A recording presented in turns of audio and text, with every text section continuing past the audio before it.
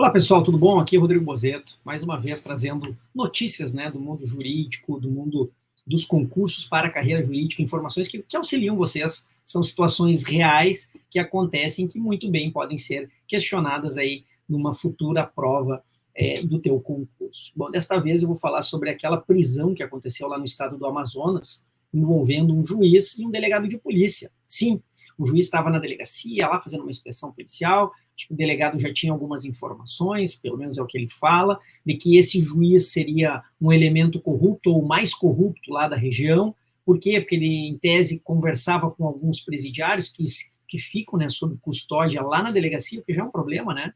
Preso provisório, preso cautelar, não pode ficar em delegacia. A delegacia serve tão somente para quê? Para confecção de atos de polícia judiciária ou para a detenção enquanto o preso está participando de diligências, né, no inquérito policial, ou durante a confecção do auto de prisão em flagrante, que muitas vezes pode durar, assim, várias horas. Aí a cela da delegacia, e toda delegacia tem uma cela, serve para isso, para aquela detenção provisória. Então, logo termina, ele tem que ser encaminhado para a audiência de custódia, né? Por exemplo, aqui no Rio Grande do Sul nós temos o NUGESP, que é um centro, né, uma cadeia pública onde os presos tão logo terminam lá os procedimentos formais de polícia judiciária, são encaminhados para esse local e em 24 horas eles participam da audiência de custódia, né, presidido por um juiz de direito, e a partir dali eles aguardam um direcionamento, encaminhamento para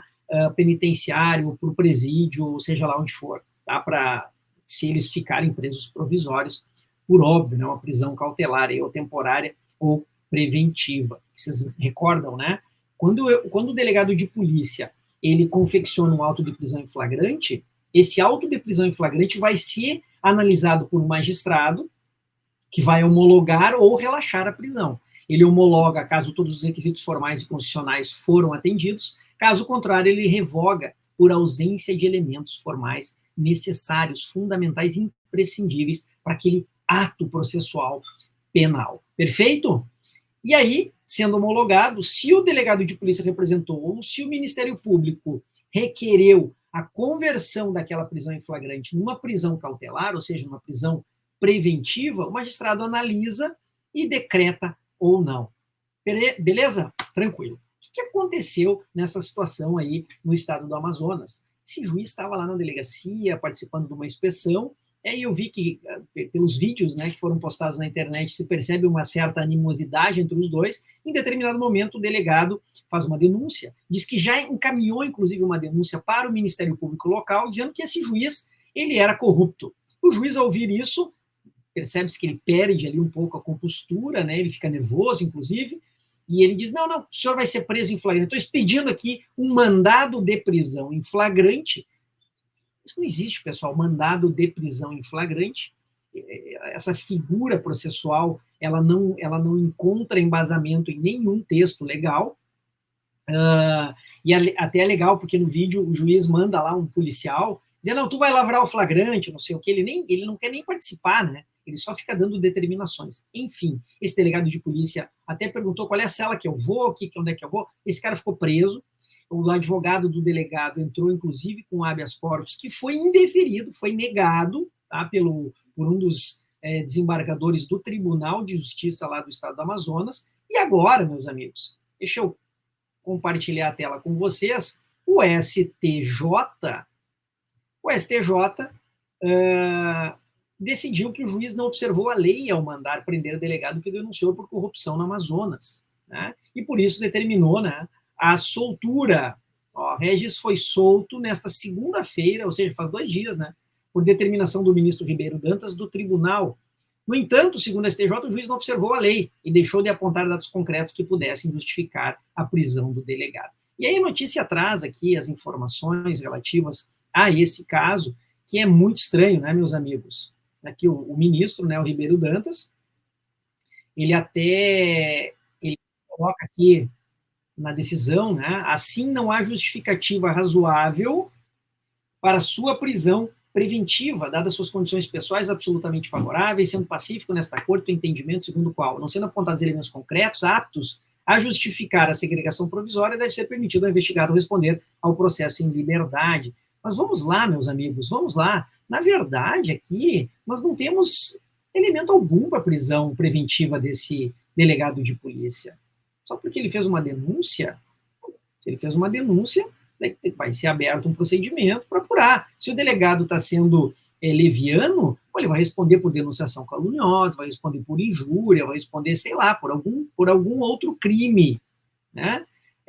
Mas isso vai ser apurado depois em sede investigatória e em sede processual, caso seja ofertada alguma ação penal contra esse delegado de polícia. Agora, o que não pode é eu oferecer uma denúncia ou eu trazer elementos indicando determinada pessoa, que no caso é um juiz de direito, como sendo alguém corrupto, e aí essa pessoa, essa autoridade judiciária, né, se sentir ofendida, e ele mesmo determinar, a vítima, determinar um mandado de prisão em flagrante, figura que não existe.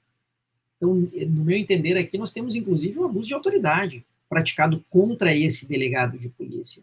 E isso vai ter que ser apurado, né? Alguém vai ter que informar, se já não foi, ao CNJ, para apurar a conduta desse magistrado. E mais, inclusive, investigar essas denúncias encaminhadas ou feitas, né, pelo delegado de polícia. Acredito eu que isso deve ser feito.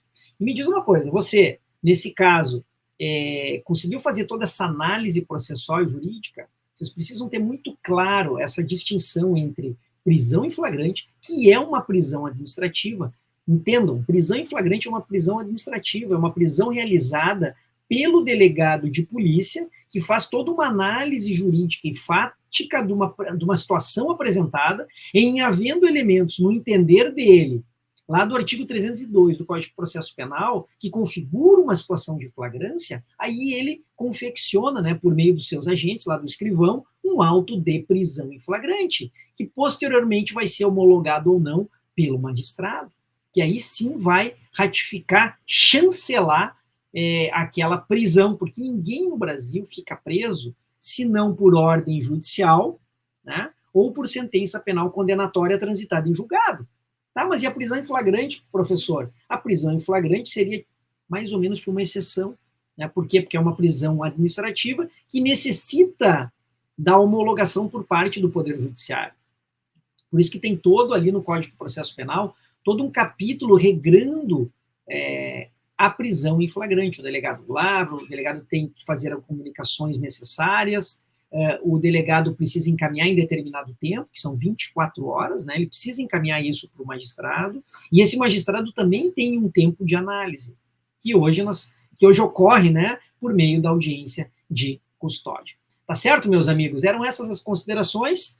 Se vocês gostaram, por favor, sigam aqui o canal do YouTube, onde eu vou buscar cada vez mais trazer novas notícias, novas análises de situações que ocorrem na vida que ocorrem na nossa vida, né, real, e que podem ter, sim, reflexos e serem cobrados lá no teu certame, tá ok? Um abraço, sigam aqui o perfil e até a próxima. Valeu!